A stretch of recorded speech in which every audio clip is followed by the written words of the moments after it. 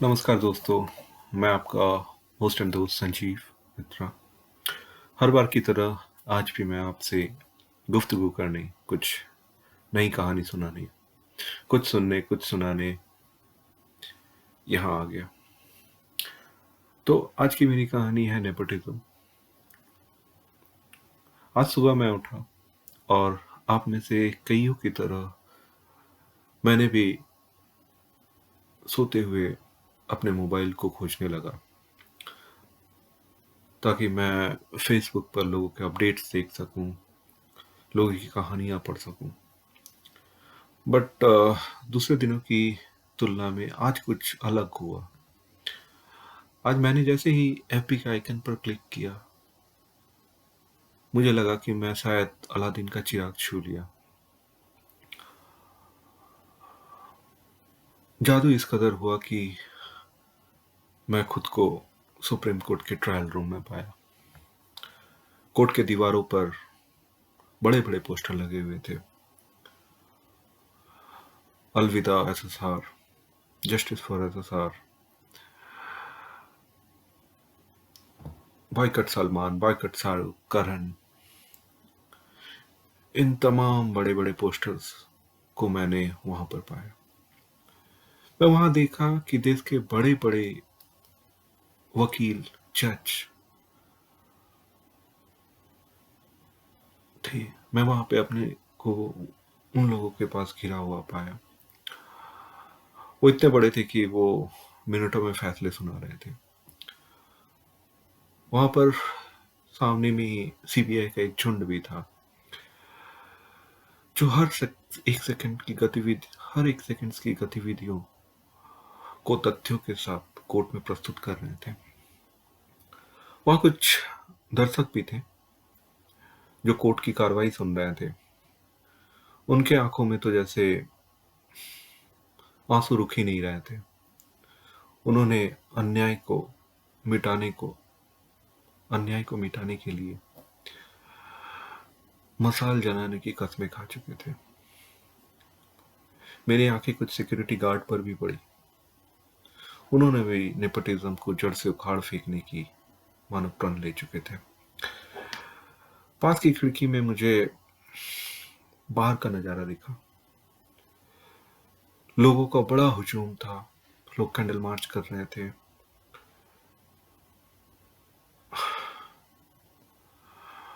Online campaign चला रहे थे, जस्टिस फॉर एसएसआर।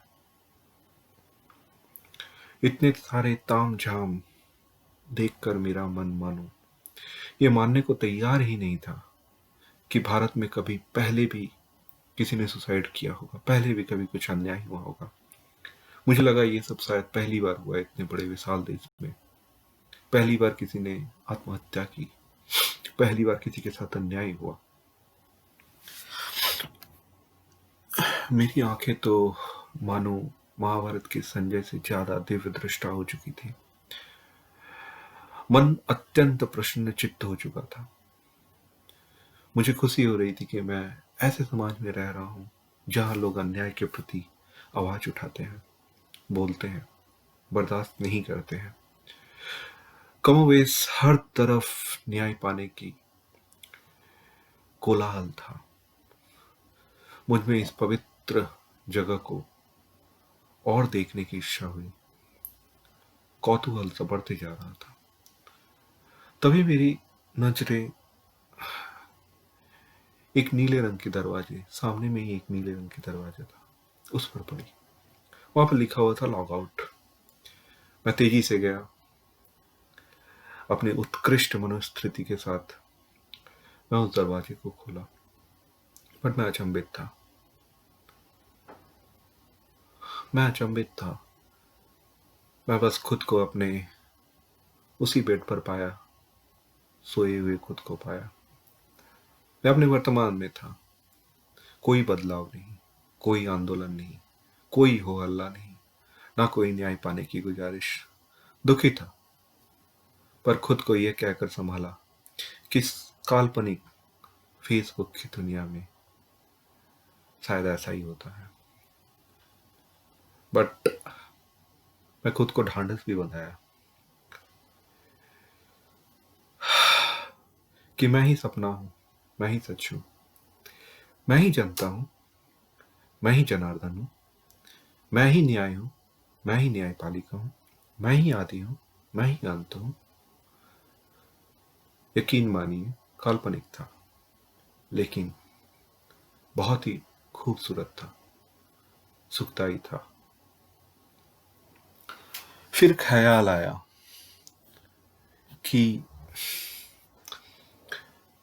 इस फेसबुक की दुनिया में क्या हम नेपोटिज्म को छोड़कर कुछ और भी ज्वलंत मुद्दों पर अपनी आवाजें उसी तरह बुलंद कर सकते हैं जैसे अभी हम नेपोटिज्म के लिए कर रहे हैं।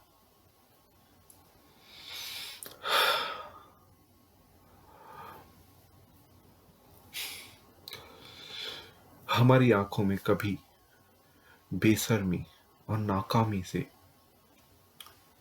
कुछ इन बातों पर भी हमारी आंखें नम हुई थी या हुई है। हमें कभी शर्म महसूस हुआ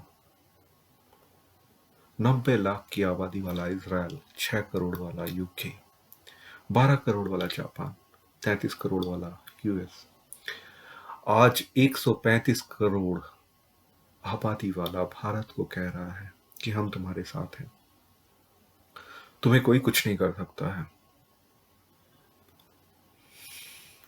यह आश्वासन वो देश दे रहे हैं जिनकी कुल जनसंख्या सभी देशों को मिलाकर भी भारत से कम है। क्या हमारी आंखें कभी भी नम हुई है शर्म के कारण? क्या हमें ये नहीं लगता कि ये बातें हमें कहनी चाहिए, ये आश्वासन हमें देना चाहिए उनको? 135 करोड़ वाला देश आज कोरोना वैक्सीन के लिए उन्नत देशों की तरफ इस तरह देख रहा है जैसे चकोर पंछी बादलों की ओर पानी के लिए देखता है। क्या हम अपने आप को 5 किलो चावल, 5 किलो आटा से ऊपर उठा नहीं सकते हैं? क्या आज भी हमें 5 किलो चावल और 5 किलो आटा की दान का इंतजार है?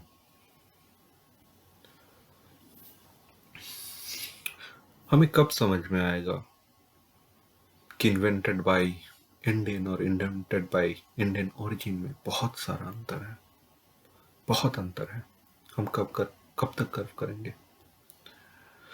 हम कब तक चरक सुश्रुत चाणक्य की आत्माओं को उठा उठा कर तारीफ करते रहेंगे और अपनी नाकामियों को छिपाते रहेंगे?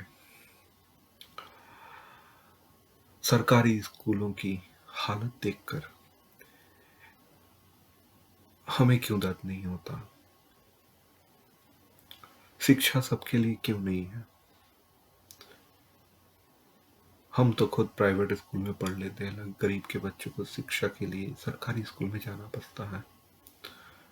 वही बोरा वाला स्कूल जहाँ बैठने के लिए जगह भी नहीं है, उन्हें जमीन पर बैठना पड़ता है। शिक्षा तो छोड़ दीजिए। हमें सरकारी अस्पतालों की बदइस्तेमाली की दर्द क्यों नहीं होता है? क्योंकि हमारे पास पैसे हैं, हम प्राइवेट हॉस्पिटल्स में चले जाते हैं। उन सब का क्या जिनके पास पैसे नहीं है, जो गवर्नमेंट हॉस्पिटल पर डिपेंडेंट है? हम क्यों नहीं आवाज उठाते उनके लिए? बिजली कट जाती है, हम ऐसे ही अंधेरे में बैठे रहते हैं, मानो आदत सा हो गया है। प्राइवेट स्कूलों की मनमानी चल रही है, कोई आवाज नहीं उठाता। साफ पानी मिले ना मिले कोई फर्क नहीं पड़ता है। 2 रुपए चावल पाने के लिए हम अपने आप को गरीबों की श्रेणी में ला खड़े करते हैं। ट्रेन या बस में सफर करते हैं, ऐसा लगता है जैसे भेड़ बकरी की तरह जा रहे हैं। किसी को कोई दिक्कत नहीं है, आराम से। इन सवालों के लिए हम कब खड़े होंगे, कब आवाज उठाएंगे? हमें दर्द क्यों नहीं होता है इन तकलीफों से? कब तक इसको आदत बना के रखेंगे? पता है आपके इमोशंस जुड़े हुए हैं जस्टिस फॉर एसएसआर। आपके साथ आपके जैसा मेरा भी इमोशंस है। मुझे भी दुख लगा है, लेकिन पुलिस को भी थोड़ा काम करने दीजिए, उन्हें थोड़ा खोज खबर करने दीजिए। उसके बाद शायद वो कुछ नतीजे पर पहुंचेंगे। उसके बाद भी हम अगर कुछ गलत हुआ उसके खिलाफ आवाज उठा सकते हैं, बट अभी फिलहाल काम करने दीजिए उन्हें। ये तो शायद आपको भी पता है, मुझे भी पता है, आप एफपी से ज्यादा और दूर नहीं जाएंगे। आपकी सीमा रेखा एफपी तक ही है। जरूरत पड़ने पर आप रोड पर भी नहीं जाएंगे, घर के अंदर ही बैठे रहेंगे।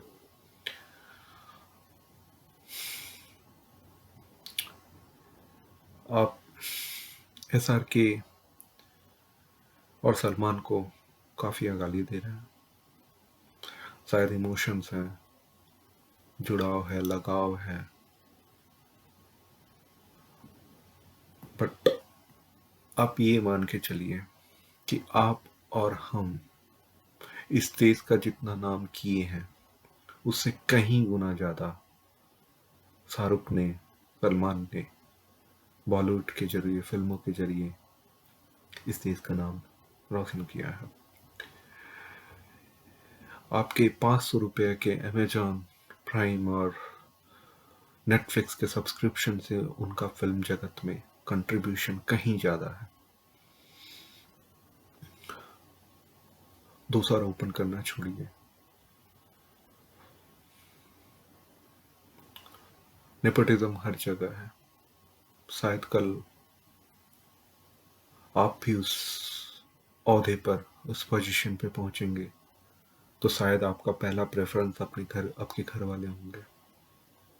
तब आप शांत रहेंगे, चुपचाप रहेंगे। एफपी में झंडेबाजी करना बहुत आसान है।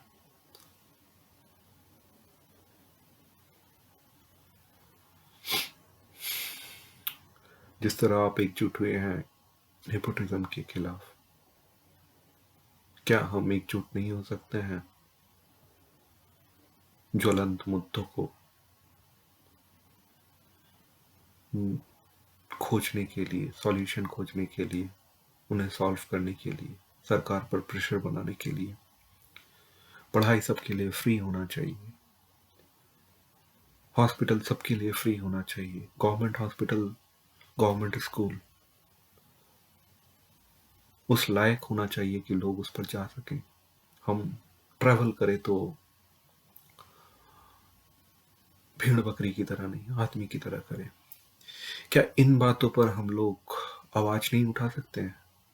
फेसबुक पर ये शेयर नहीं कर सकते हैं? अगर कर सकते हैं तो कीजिए, लगिए,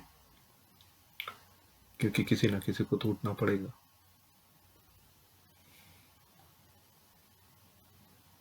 सोचिएगा जरूर, और मेरी बातें शायद, पता नहीं आपको कैसी लगी होंगी, कमेंट पर जरूर लिखिए।